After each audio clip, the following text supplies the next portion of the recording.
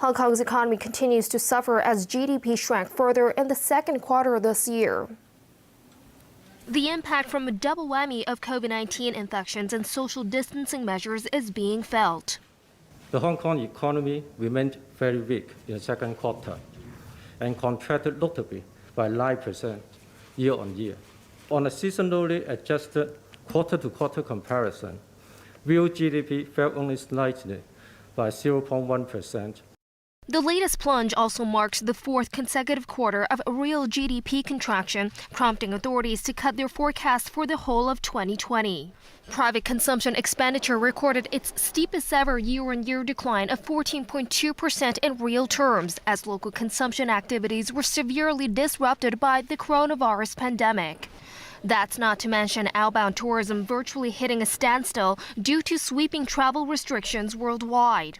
Also contributing to the lackluster consumer sentiment is a worsening labor market. The seasonally adjusted unemployment rate surged to 6.2% in the second quarter, the highest in more than 15 years.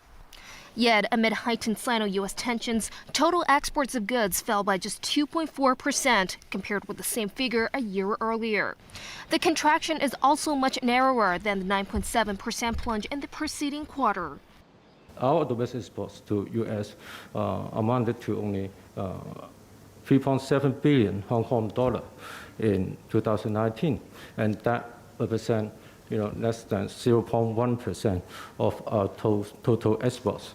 So obviously, the impact should be manageable.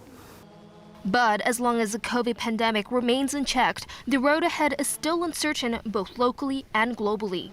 We expect that the recovery of the global economy is likely to be uneven and bumpy.